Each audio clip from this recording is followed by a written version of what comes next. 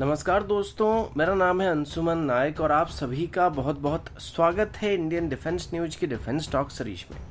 जहां पर हम रोज नए नए डिफेंस अपडेट्स के बारे में बात करते हैं। तो चलिए देर न करते हुए आज की वीडियो शुरू करते हैं।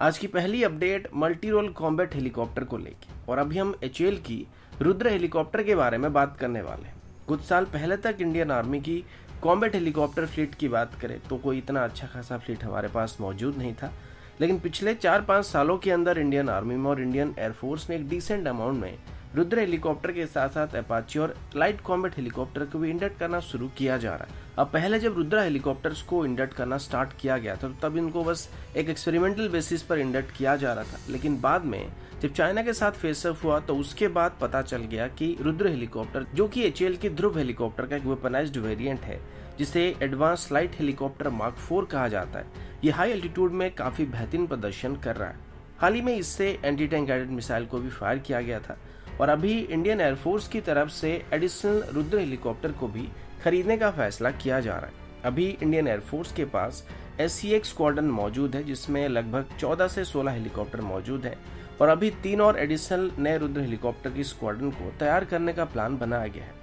इंडियन एयरफोर्स की तरफ से बताई गई रिपोर्ट के मुताबिक रुद्र हेलीकॉप्टर आसानी से 20,000 फीट की ऊंचाई में ऑपरेट कर सकता है और बहुत ही कम में से हेलीकॉप्टर मौजूद हैं जो कितने हाई एल्टीट्यूड रीजन में सही से ऑपरेट कर सकते हैं। अब इंडियन एयरफोर्स की लद्दाख या नॉर्दर्न बॉर्डर के करीब जितने भी एयरफील्ड मौजूद है वो सभी के सभी 15,000 फीट से ज्यादा ऊंचाई पर मौजूद है। तो इस वजह से अभी इंडियन एयरफोर्स की तरफ से इन हेलीकॉप्टर्स को नॉर्थ सेक्टर से लेके ईस्ट सेक्टर में डिप्लॉय करने का प्लान बनाया जा रहा है और इसमें मौजूद anti tank guided missile air force को दुश्मन की आर्मर्ड यूनिट के खिलाफ भी स्टैंड अप कैपेबिलिटी प्रोवाइड करने वाले हैं। और इसी वजह से शायद अभी इंडियन एयरफोर्स की तरफ से लगभग 60 नए रुद्र हेलीकॉप्टर को खरीदने के लिए डिफेंस मिनिस्ट्री के पास एक लेटर को फॉरवर्ड किया गया था और अभी बताया जा रहा है कि इसकी रिस्पांस काफी अच्छा पाया गया है और उम्मीद किया जा रहा है कि जल्द ही एडिशनल 60 रुद्र हेलीकॉप्टर को इंडियन एयरफोर्स में इंडक्ट करने के लिए क्लियरेंस दे दिया जाएगा। अगला अपडेट S-400 सिस्टम को लेके, कल एक अपडेट सामने आया था जिसमें हमने आपको बताया था कि रशिया की तरफ से भी भारत को S-400 सिस्टम की सेकेंड रेजिमेंट को सप्लाई करना स्टार्ट कर दिया गया और अभी वैसे ही सेकेंड रेजिमेंट की डिलीवरी का टाइम नहीं हुआ था और हमें लगा कि रशिया की तरफ से भी वक्त से पहले ही भारत को S-400 सिस्टम को डिलीवर करना स्टार्ट कर दिया गया, लेकिन ये अपडेट कल इंडिया टीवी की तरफ से पब्लिश किया गया था और जाने माने डिफेंस जर्नलिस्ट शिव अरोड़ की तरफ से भी इसको लेकर ट्वीट किया गया था। लेकिन आज पता चला कि दरअसल रशिया की तरफ से भारत को अभी जिन सिस्टम्स को सप्लाई किया जा रहा है वो S-400 सिस्टम की सेकेंड रेजिमेंट की नहीं है। हालांकि जो भी सिस्टम सप्लाई किए जा रहे हैं वो सभी के सभी S-400 सिस्टम के साथ ही लिंक्ड है और इसमें अभी सिमुलेटर्स और ट्रेनिंग इक्विपमेंट को भारत को सप्लाई किया जा रहा है और शायद इन्हीं की डिलीवरी को अभी इंडिया टीवी की तरफ से S-400 सिस्टम की सेकेंड रेजिमेंट समझ लिया गया था। लेकिन अभी मल्टीपल मीडिया रिपोर्ट के मुताबिक ये जो भी इक्विपमेंट सप्लाई किए जा रहे हैं ये सभी के सभी या तो सिमुलेटर्स हैं, ओवरऑल्ड इंजन पार्ट्स हैं और ट्रेनिंग करने के लिए ट्रेनिंग इक्विपमेंट है जो कि पहले स्क्वाड्रन के साथ आने वाले थे, लेकिन अभी इनको डिलीवर किया जा रहा है और इनको अभी S-400 सिस्टम को ऑपरेट करने के लिए हमारी यूनिट्स को ट्रेन करने के लिए इस्तेमाल किया जाएगा। लेकिन अभी NI और प्रिंट जैसे मीडिया की तरफ से पेश किए गए एक रिपोर्ट के मुताबिक इन सिस्टम की डिलीवरी के बाद भारत को शायद सेकेंड S-400 सिस्टम की डिलीवरी मिलने में कम से कम 3 महीने तक का वेट करना पड़ सकता है और इसकी वजह अभी यूक्रेन के साथ चल रही लड़ाई को बताया गया है। अगला अपडेट भी हेलीकॉप्टर्स को लेकर, अगेन हम एडवांस लाइट हेलीकॉप्टर के बारे में ही बात करने वाले हैं। अब धीरे धीरे एचएएल के हेलीकॉप्टर को काफी पॉपुलैरिटी मिलने लगा है। पहले इनिशियली लिमिटेड नंबर में ही एचएएल की एडवांस लाइट हेलीकॉप्टर को टेस्ट करने के बाद नेवी की तरफ से अभी अपनी यूटिलिटी हेलीकॉप्टर की रिक्वायरमेंट को पूरा करने के लिए एचएएल से एडिशनल एडवांस लाइट हेलीकॉप्टर की ऑर्डर को करने का प्लान किया जा रहा है। अभी हम एक दिन पहले बताए गए 60 यूटिलिटी हेलीकॉप्टर की डील के बारे में बात नहीं कर रहे। दरअसल आप सभी जानते हैं कि नेवी के फ्रंटलाइन वॉरशिप्स में मल्टीरोल और यूटिलिटी हेलीकॉप्टर की काफी कमी है। हालांकि अभी 24 MS-60R हेलीकॉप्टर के लिए यूएस के साथ एक डील को साइन किया गया था जिनकी डिलीवरी इसी साल जून से शुरू होने वाला है, लेकिन बस 24 हेलीकॉप्टर से हमारा काम नहीं बनने वाला और हमें इससे काफी ज्यादा मात्रा में हेलीकॉप्टर की जरूरत पड़ने वाली है। तो इसी वजह से अभी नेवी की तरफ से एचएएल के साथ मिलकर एक नई यूटिलिटी हेलीकॉप्टर को डेवलप करने का फैसला किया गया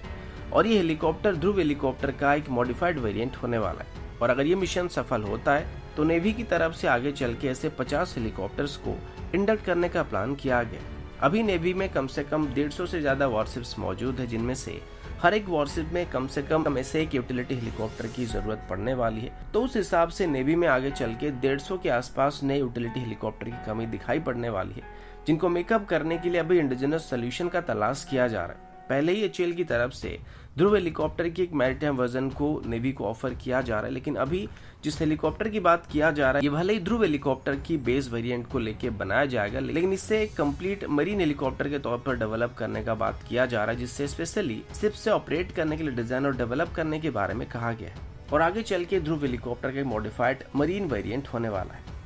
अगला अपडेट भी हेलीकॉप्टर की तरफ से, और आज हम सभी हेलीकॉप्टर खेलने वाले हैं। तो अभी भी हम इंडियन एयरफोर्स के हेलीकॉप्टर के बारे में बात करने वाले हैं। एएनआई की तरफ से पब्लिश किए गए एक रिपोर्ट के मुताबिक इंडियन एयरफोर्स की तरफ से अभी रशिया से खरीदे जाने वाले 48 Mi-17 हेलीकॉप्टर की डील को कैंसिल करने का फैसला किया गया। अब इसके पीछे 2 मेजर कारण हो सकते हैं। पहला कारण ये कि भारत अभी ज्यादातर इंडिजिनस सिस्टम को अपनी सेना में शामिल करना चाहता है, तो इस वजह से शायद इस डील को कैंसिल किया जा रहा है। और दूसरी बात ये कि रशिया के साथ डिफेंस डील करना अभी पहले के मुकाबले काफी मुश्किल हो गया है, और जिन चीजों के लिए हमको एक्सट्रीम लेवल में जरूरत नहीं है उन चीजों को अभी धीरे धीरे इंडिजिनस सिस्टम से रिप्लेस करने के बारे में सोचा जा रहा है, क्योंकि वेस्टर्न कंट्रीज की तरफ से भारत पर अभी काफी ज्यादा दबाव डाला जा रहा है। तो अभी एक बैलेंस को बनाए रखने के लिए हर तरीके की कोशिश किया जा रहा है। अब अभी जिन 48 हेलीकॉप्टर को खरीदने के लिए डील को कैंसिल करने की बात की गई, ये डील लगभग 10 साल पहले साइन किया गया था, जिसमें टोटल 80 हेलीकॉप्टर को खरीदने का प्लान किया गया था, और ये सभी के सभी Mi-17 हेलीकॉप्टर की V5 वेरिएंट होने वाले थे। इन हेलीकॉप्टर्स को तब फेज वाइज मैनर में इंडियन एयरफोर्स में और अलग अलग विंग्स में शामिल करने का फैसला किया गया था, लेकिन अभी बताया जा रहा है कि इंडियन एयरफोर्स और बाकी जिन भी विंग्स में इसको शामिल करने का प्लान बनाया गया था वो अभी इनको इंडक्ट करना नहीं चाहते, जिस वजह से बाकी पेंडिंग पड़े हुए 48 हेलीकॉप्टर की डील को भी कैंसिल करने के बारे में सोचा जा रहा है। सोर्सेस के मुताबिक इस डील को कैंसिल करने का फैसला रशिया और यूक्रेन के बीच चल रही लड़ाई शुरू होने से काफी पहले से ही तय कर लिया गया था, तो इसका वर्तमान सिचुएशन के साथ कोई भी लेना देना नहीं है, और अभी सिर्फ भारत की तरफ से मेक इन इंडिया सिस्टम्स को प्रमोट करने के लिए ऐसा डिसीजन लिया जा रहा है।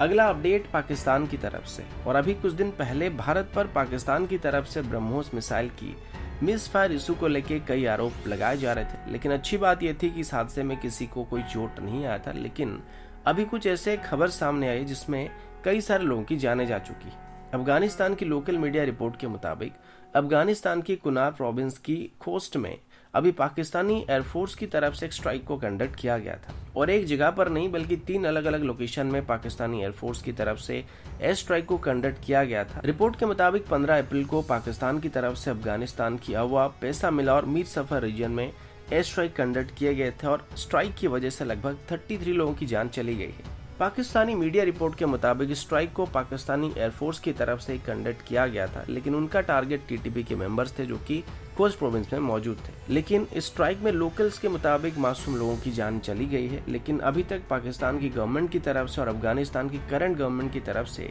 कोई भी ऑफिशियल स्टेटमेंट इशू नहीं किया गया। अगर भारत की तरफ से गलती से मिसाइल को फायर कर दिया गया था और उसमें किसी की जान भी नहीं गई थी, तो उसके बावजूद भी पाकिस्तान की तरफ से जाके हर जगह में भारत को ब्लेम करने की कोशिश किया गया था। तो अभी पाकिस्तान ने जो किया इसका जिम्मेदार कौन होने वाला, और इसमें तो मासूम लोगों की जानें भी गई है, और अभी तक पाकिस्तान की सरकार इस बात को लेकर चुप बैठा हुआ है। तो दोस्तों अभी के लिए इतना ही, मिलता हूँ आपसे अगले वीडियो में, तब तक के लिए जय हिंद, वंदे मातरम।